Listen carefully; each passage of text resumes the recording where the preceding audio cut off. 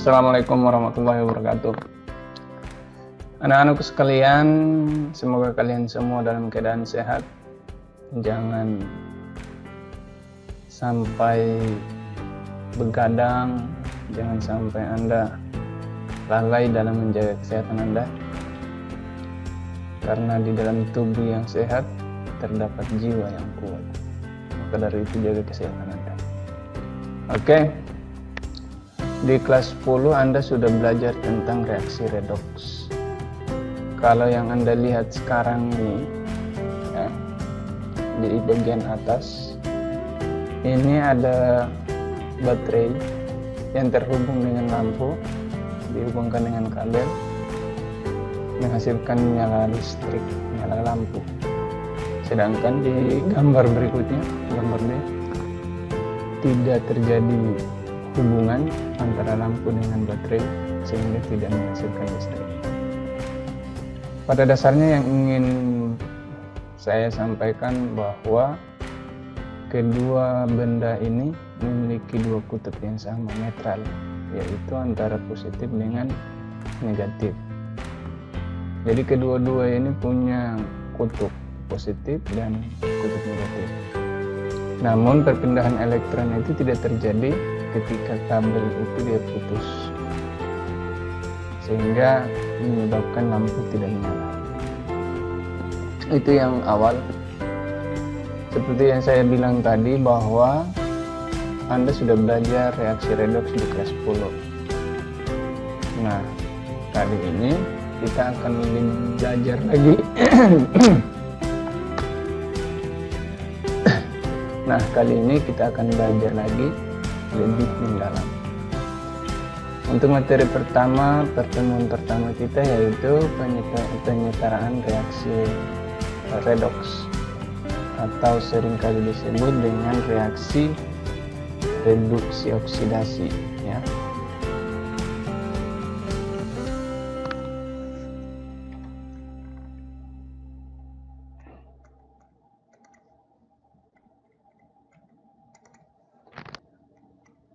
Nah, di pembelajaran awal ini perlu kita bahas sedikit tentang apa yang sudah Anda pelajari di kelas 10, yaitu mulai dari konsep redoks, kemudian penentuan bilangan oksidasi, menentukan mana oksidator, mana reduktor, dan terakhir kita masuk langsung pada penyetaraan reaksi redoks dengan metode perubahan bilangan oksidasi atau seringkali disingkat dengan biloks. Nah, berikutnya kita akan lihat peta konsep yang akan kita bahas. Yang pertama adalah konsep reaksi redoks. Banyak sekali aplikasi dari reaksi redoks ini. Ada yang diaplikasikan yang terjadi pada apel, pada pembusukan kayu, pada pembusukan bahan makanan. Nah, itu semua adalah reaksi redoks. Perkaratan besi, itu semua adalah reaksi redoks. Baterai yang menyebabkan lampu menyala ya. Terjadi reaksi redoks di sana. Namun sebenarnya reaksi redoks itu apa? Kan gitu. Kemudian yang kedua, penentuan bilangan oksidasi atau disingkat biloks. Kemudian yang berikut lagi yaitu menentukan reaksi oksidasi reduksi. Nah, kalau kita pahami reaksi atau konsep dari reaksi redoks, maka kita bisa langsung menentukan reaksinya untuk reaksi redoks. Kemudian langsung masuk berikut yaitu penyetaraan reaksi reduksi oksidasi menggunakan metode biloks. Dan pada pertemuan berikutnya lagi nanti akan kita bahas tentang penyetaraan reaksi redoks dengan menggunakan metode setengah reaksi. Yang pertama adalah konsep redoks. Ada 3 konsep redoks yang harus Anda tahu Yang pertama adalah konsep oksigen. Jika suatu reaksi terjadi pengikatan oksigen, maka reaksi tersebut adalah reaksi oksidasi. Bisa dilihat 2Mg bereaksi dengan O2, kemudian terjadi pengikatan, ya. Terjadi pengikatan atom oksigen sehingga membentuk 2MgO. O ini berasal dari O2 ini, ya. Kemudian berikut juga untuk reduksi, yaitu terjadi reaksi pelepasan oksigen. Contohnya adalah 2NaO, kemudian terurai menjadi 2Na ditambah dengan O2. Yang tadinya di sini O berikatan dengan natrium, oksigen berikatan dengan natrium, dan natrium kemudian terurai menjadi natrium dan oksigen. Kemudian kedua adalah konsep elektron. Reaksi oksidasi pada konsep elektron itu terjadi pelepasan elektron. Misalnya 2Cl-, ya. Ini ditulisnya adalah 2Cl-. Kemudian terurai membentuk Cl2. Cl2 itu merupakan indeksnya. Kita hapus yang dua ke atas, ya. Oke. Cl2 ditambah dengan 2 elektron. Nah, di 2 elektron ini terlepas, ya. Dilepaskan oleh reaksi. Ini, ya. Dari 2 elektron yang di sini, kemudian terlepas 2 elektron ini. Kemudian reduksi, terjadi pengikatan elektron, contohnya Na+. Jadi tulisannya bisa ditulis dengan 2 Na+, ya, ditambah dengan elektron. Nah, penambahan ini akan menyebabkan plus minus jadinya 0, ya. Sehingga terjadi pengikatan elektron hingga membentuk Na yang muatannya netral, ya, berdiri sendiri, 0 bilangan oksidasinya. Sedangkan yang berikut adalah konsep bilangan oksidasi. Nah, ini penting sekali kita pelajari karena berikutnya nanti kita akan setarakan reaksi redoks berdasarkan atau menggunakan metode bilangan oksidasi ini. Untuk metode bilangan oksidasi ini dapat ditentukan dengan reaksi peningkatan bilangan oksidasi, ya, yaitu terjadi peningkatan biloks. Kemudian reduksi terjadi penurunan biloks, ya.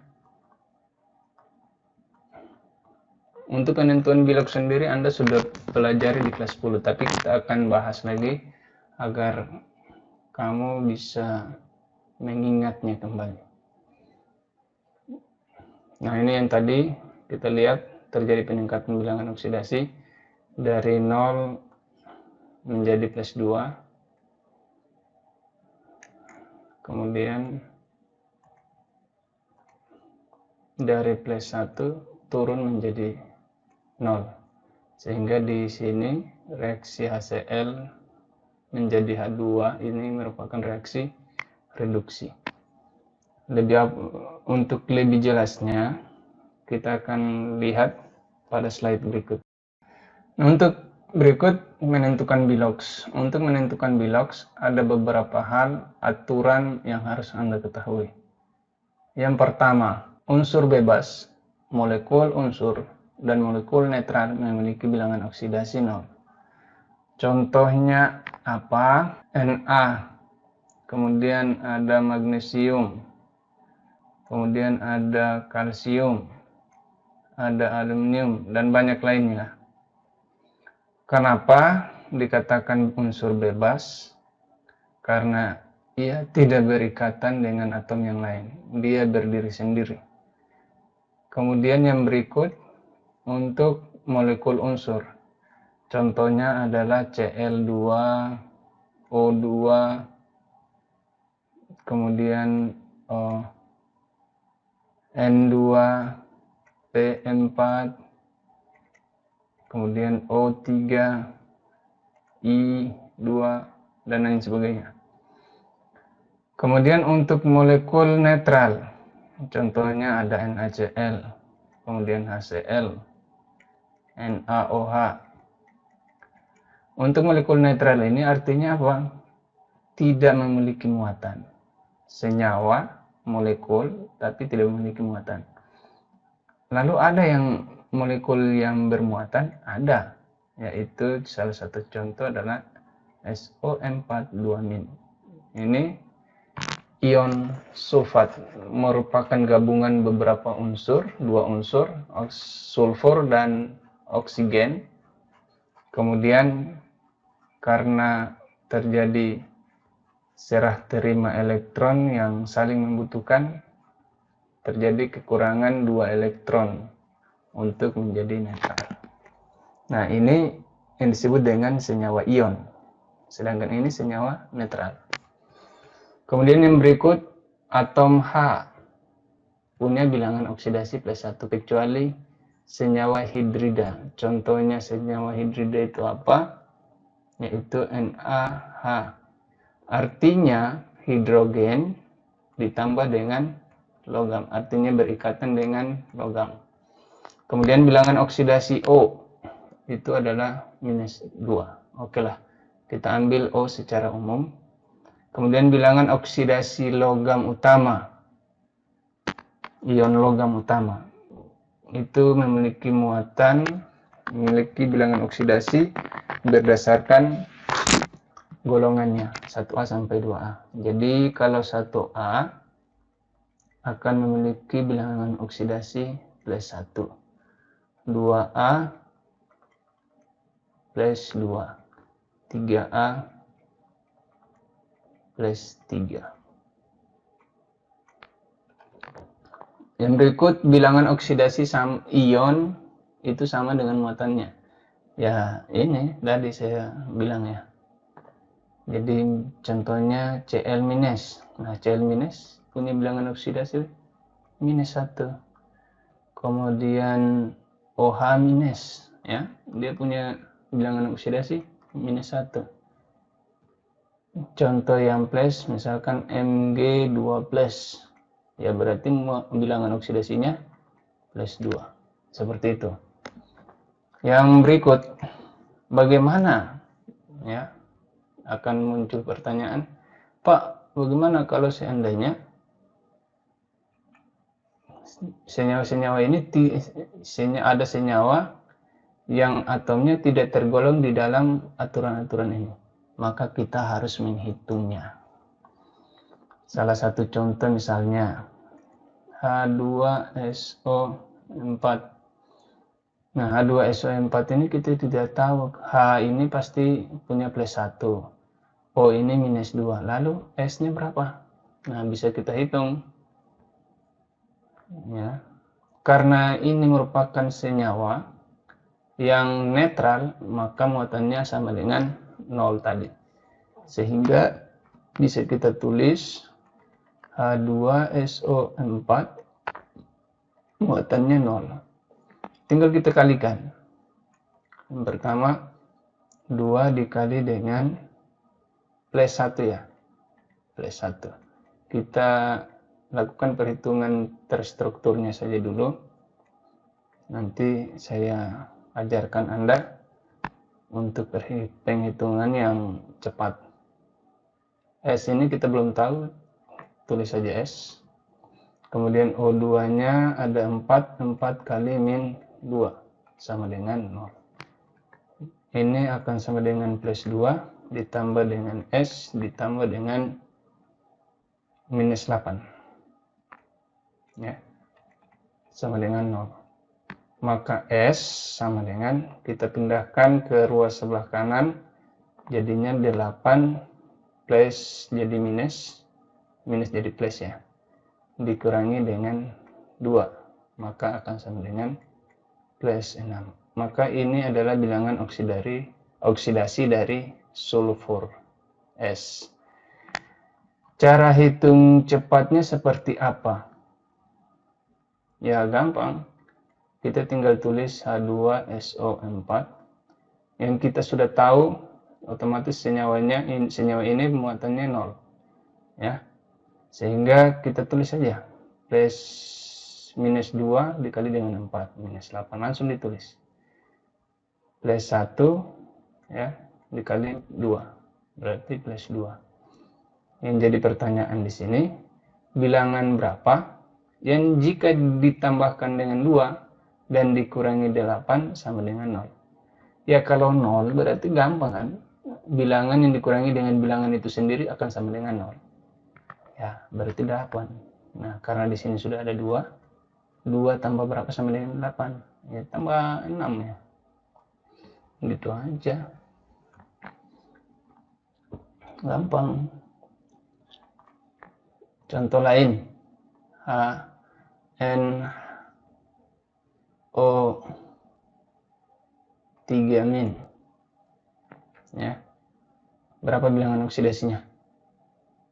3 kali min 1, min 2, min 6. Jadi tinggal untuk N sendiri, bilangan berapa yang jika dikurangi dengan 6 sama dengan min 1? Ya plus 5. Kenapa? 5 dikurangi 6 sama dengan minus 1. Gitu ya. Ini untuk cara cepatnya. Mudah-mudahan kalian bisa paham. Kemudian berikut untuk penentuan oksidator, reduktor. Oksidator itu adalah zat pengoksidasi atau zat yang mengalami reduksi. Kemudian reduktor adalah zat yang bersifat sebagai pereduksi atau zat yang mengalami oksidasi. Kita lihat di sini, kalau dia oksidasi berarti dia merupakan reduktor. Ya. Kenapa ini oksidasi? Ya berdasarkan perhitungan bilangan oksidasi minus 2, ya di sini plus 2, kemudian berubah menjadi 0. Unsur bebas ya. Kemudian H2 ini adalah senyawa atau molekul unsur punya bilangan oksidasi 0. Terjadi peningkatan jadi plus 2.